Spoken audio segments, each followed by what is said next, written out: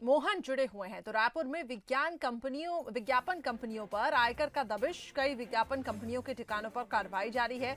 ASA, Vinayak और व्यापक enterprises के ठिकानों पर छापेमार कार्रवाई की जा रही है। रायपुर में टाटीबंध, गुरु नानक चौक और मैग्नेटो मॉल में छापेमार कार्रवाई की जा रही है।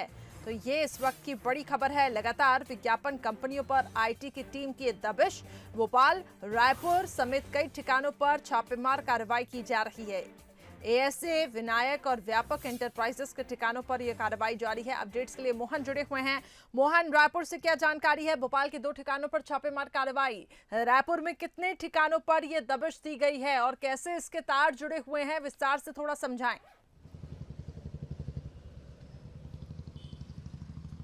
देखिए, जैसे कि हमारे साथी ने बताया कि ये जो कार्रवाई है इनकम टैक्स की, ये मध्य प्रदेश और छत्तीसगढ़ के एडवर्टाइजिंग कंपनी के जो संचालक हैं उन पर की गई है। छत्तीसगढ़ की अगर मैं बात करूं तो छत्तीसगढ़ में 3 प्रमुख जो एडवर्टाइजिंग कंपनियां यहां पर काम करती हैं उन पे छापेमार की कार्रवाई की गई है, जिसमें एएसए शामिल है, विनायक शामिल है और व्यापक एडवर्टाइजिंग शामिल है।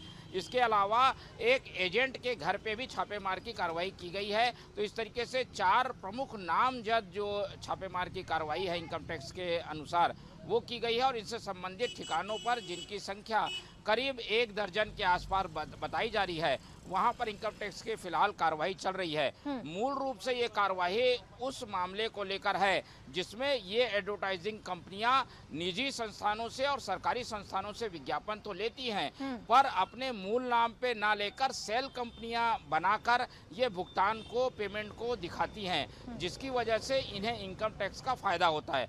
तो इन एडवर्टाइजिंग कंपनियों ने जो सेल कंपनी बनाकर सरकारी भुगतान प्राप्त किया है और इस वजह से इनका टर्नओवर या फिर इनकम कम बताई गई है, इसको खंगालने के लिए इनकम टैक्स विभाग की ये कार्रवाई सुबह से आज जारी है।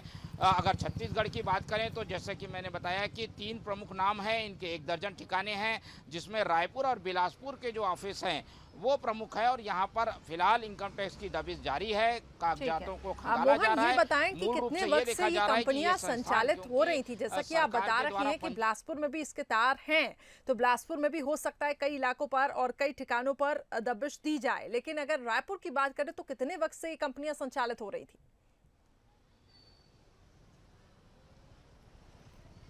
देखिए, ये कंपनियां राज्य बनने के बाद से जो है छत्तीसगढ़ में काम कर रही हैं, क्योंकि एडवर्टाइजिंग का काम लगातार राज्य बनने के बाद बढ़ा है। खास तौर पर सरकारी जो इन कंपनियों को काम मिलता है वो काम को सेल कंपनियों के द्वारा बांटे जाने पर ही ये मूल रूप से जांच की कार्रवाई चल रही है।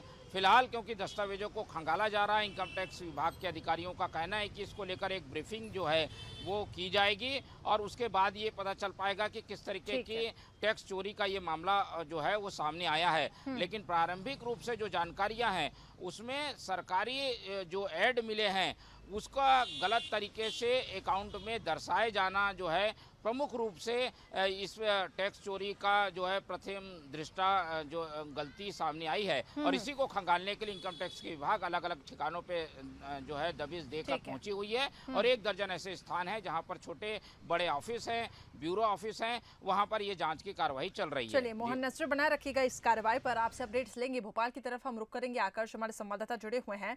आकर्ष, जैसा कि मोहन बता रहे हैं कि रायपुर से कंपनियां संचालित होती हैं, ब्यूरो ऑफिस भी रायपुर में ही है, तो भोपाल की अगर हम बात करें तो अभी ऐसे 2 ठिकाने हैं जहां पे छापेमार कार्रवाई की जा रही है, लेकिन ये कंपनियां कितने वक्त से संचालित हो रही हैं? क्योंकि इसको अगर हम समझें, जैसे कि मोहन अपडेट दे रहे हैं कि राज्य के बाद से ही लगातार ये कंपनियां संचालित हो रही हैं, तो एक बड़ा घोटाला हम इससे